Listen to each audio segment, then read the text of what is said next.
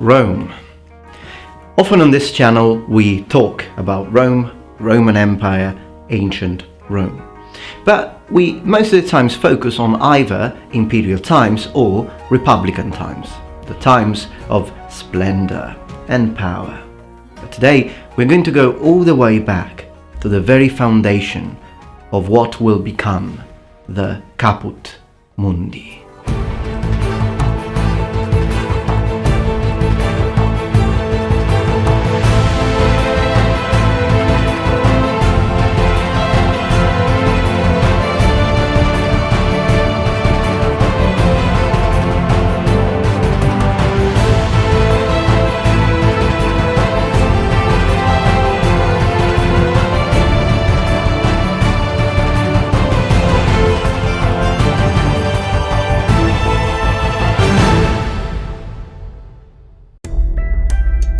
Hello everyone, so welcome back to my channel. This is the Metatron speaking. Now, before starting, just a quick note, there is one video I would like you to check out from a channel called Cossack Hetman. It's basically a natural continuation of a video that I made a while ago, Knife Fight Beware of Lies. That video went very well for me, it's almost reached half a million views. Now, this lad made a continuation video where he talked more about the differences between mail armor and the modern day sort of stab-proof vest, because he actually has first-hand experience, as I believe he has worked in security or something like that. Very good video, believe me, link in the description below, check it out, you will not regret it, and send greetings from the noble ones and the Metatrons community. And thank you for making that video, mate, I really appreciate it. Really good video, good content. Roman mythology dates the founding of Rome at 753 BC, but we know the site has been inhabited for a lot longer. It is in fact one of the oldest continuously occupied sites in Europe.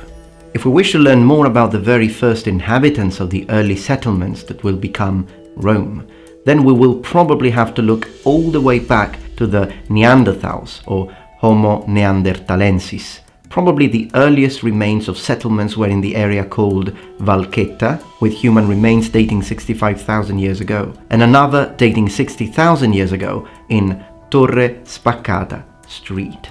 It is during the Iron Age that we see a migration of a population called Latins, an ancient Italic people who therefore were not autochthonous, or in other words, indigenous, local. So the city's early population were a mix of Latins, Etruscans and Sabines. Fun fact, according to Roman mythology, the name Latins comes from the name of one of the earliest, if not the earlier, king of the Latins, by the name of Latinus. Rome was a melting pot of different civilization. It faced both a river and the sea. In ancient times, the land was covered with forests, and it was dangerous because of the wild beasts that inhabited it. So the easiest way to get around was by boat, river, or coast-to-coast traveling. Greek pottery dating to the 8th century provides evidence for commercial relations with the Greek colonies of the time. But the Greek will have a massive influence in early Roman culture, art and architecture. We have found traces of early Roman huts at the Palatino. These primitive huts had a somewhat elliptical or rectangular shape at first. Now, around the edge or the brink of the house, we could appreciate holes, big holes, which were used to place the main poles used to sustain the ceilings. Towards the middle, they would have a hearth. These huts are dated to the 8th century before Christ. Prehistorical tombs have also been found near the foundations of Ark of Augustus in the Roman Foro, or court, tribunal, which included undecorated vases, probably dating to the first millennia BC, in the Bronze Age. This necropolis is probably a sign of permanent settlement. These tombs are significant also because we can see that differently from later Romans, who will mostly burn their dead, early Romans buried them. In the center of Rome, most churches have been built upon early pagan sites, with the intention of making sure the population would forget the old gods. At the same time, though, avoiding to change these locations in town where people were used to go for their religious life. And looking deeply at the territory and the development of the territory. 9 centuries before Christ, the plain where Rome is located now would appear to be really different. No cities, no streets, a great plain, big swampland areas cut by the river Tevere. The first inhabitants would have already felled many of the woods present, and these early populations would be settling on top of the 7 hills. These settlements were small villages of mud houses with thatch for roofing, surrounded by a wooden palisade for defense against enemies. Now, going back to the influence the Greeks had on the Romans. Well, at the time, as I said, I did mention that they would influence them from an artistic point of view. In fact, we start seeing decoration, and also we see that the Romans started using plaster to color their houses after the interactions with the Greeks. Temples would start to be built, which meant that the Romans started accepting and adopting Greek deities. Writing was also developed. In other words, the Iron Age, or Rome of the Iron Age, was again a melting pot of Greek knowledge, Etruscans and Latins molten together. The Latins will eventually prevail against the Etruscans, and these very Etruscans will be assimilated within the Roman population. So what happens now is that the city starts to grow. We see that we have in the 5 centuries before Christ, we start seeing the development of a city wall, and all these villages called the Servian Wall, by the way, and which was 10 meters tall and 3.6 meters in size as far as the basis, the base or the basement of the wall is concerned, and it would be 11 kilometers long.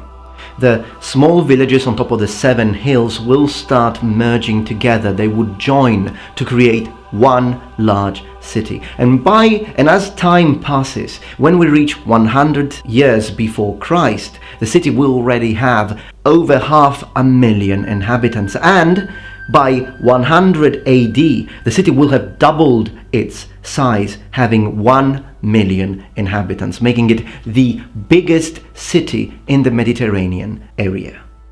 But how would it feel to walk around Rome in 100 AD? Well, first off, where there used to be a lake, a natural lake, this lake would have been dried out, and on top of it, they built the Colosseum. Now, what's interesting about the Colosseum is something that we don't really see much, is that if you were to look at the Colosseum from the outside, then you would find it surrounded by ropes. And why would it be surrounded by ropes? And that's because they would have a sort of roofing which could be adjusted by the usage of 1,000 sailormen from the navy, with an intricate system of ropes, and it was used to give shelter to the spectators from the sun. Also, it was very organized. Women would be sitting on the top rows, whereas men would be sitting at the bottom. And the closer you got to the actual gladiators, so the actual front seats, of course, the more important the people sitting there would have been. But let's talk about the streets. Okay, so we have visited the Colosseum, we have seen the gladiators fight. What do we do now? Then we start walking around Rome. What do we find? We find little inns, we find bars where we can eat, maybe have something which would be similar to what would be a sandwich now, some food that we can eat even standing when we are, in a rush. Now, although the city would be rather populated, we would not see wagons going around during the day. That was indeed forbidden, in order not to create traffic, if we could say, the total opposite of modern day Rome, to be honest. But these wagons were allowed to go around at night, which allegedly was rather problematic as far as sleeping was concerned. How tall were the houses? Well, some houses started to become very tall. And the reason for that is that you have to understand that even at the time, which, and again, is something similar to modern day Rome, it was very difficult to live in Rome because the city was overpopulated. So rent would be expensive and so on. So what some people started doing is that they started building these sort of terrace houses for the poor, and they were making taller and taller in order to get more and more people. But this actually eventually, since these houses were made with cheap materials, some of these houses actually fell down, and these accidents ended up having the government make a rule that houses could not be taller than 21 meters. Now, what's interesting to say, a fun fact that we would like to say, is that in our day and age, at least here in Italy, if you live, and I think it will be similar in other countries, if you ground floor and first floor are less expensive as far as rent is concerned, whereas if you live on the attic, it's sort of a commodity, it's more expensive. But in the time of Rome, it was the exact opposite. Why? Because there were no lifts, were they? No elevators. So the poor would live on attics, and the wealthy people would live on the ground floor or the first floor.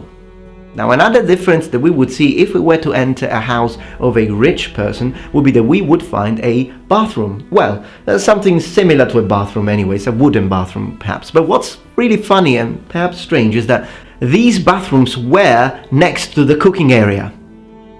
I know, that sounds disgusting, so why did they choose that? Well, that was in order to use the same drain or drainage system, the same drains. Personally, I find it particularly fascinating, the idea of talking about Rome before the imperial times, before republican times, and why not even before the Kingdom of Rome. I would like to make a whole new series out of this, and I would like to talk about ancient nations and countries and the dawn of civilizations. If you're interested and you agree with this, please let me know in the comments below, and give us a like, of course. I hope that you enjoyed this video. If you did, please remember thumbs up and subscribe to my channel for more content from the Metatron. And remember, the Metatron has spread his wings. See you tomorrow.